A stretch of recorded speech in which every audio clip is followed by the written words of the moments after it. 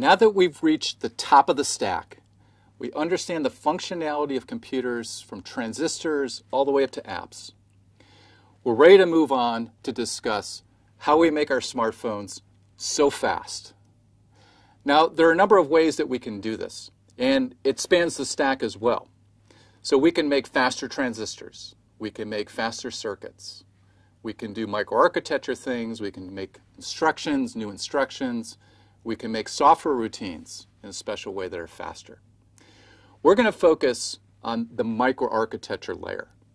And we're going to see the actual techniques that are used in your smartphone to make them so fast.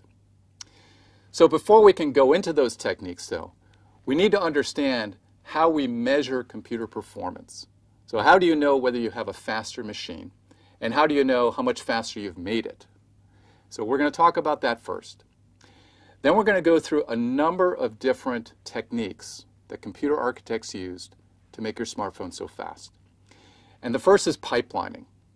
Now, pipelining you can think of as an assembly language for your, not assembly language, an assembly line for your instruction. So just like an assembly line in a factory, where at each station we do a small component of the overall product, and we pass that on to the next station, and we make each of those stations balanced in time to take about the same amount of time, we can do the same thing with an instruction. So we have these different phases of instruction processing, and we can do those in separate clock periods. Now what this does is this moves instructions through our assembly line so that they get out at a fast rate, which is exactly what you do in a factory assembly line.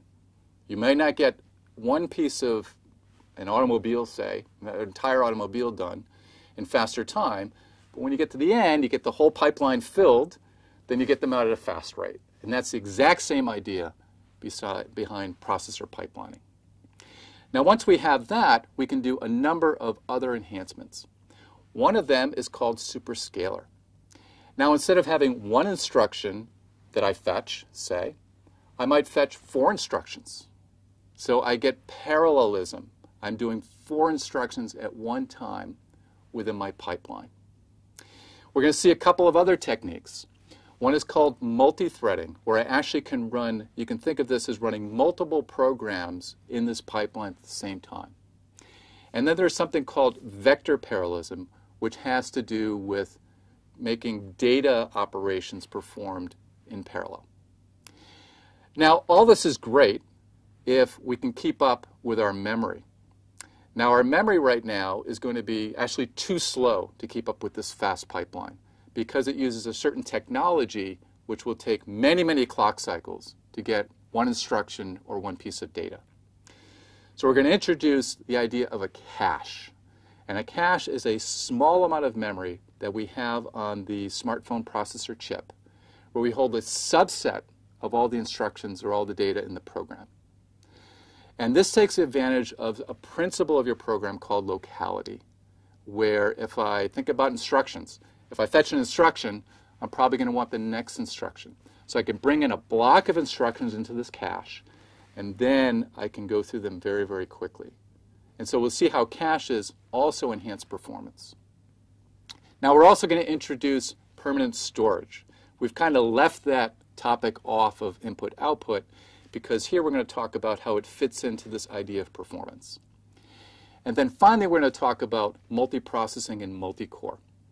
So your smartphone chip has multiple processors. It doesn't just have one. It has multiple processors on the chip.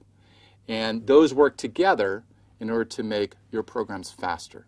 And we'll see how we have this in actual smartphone chips.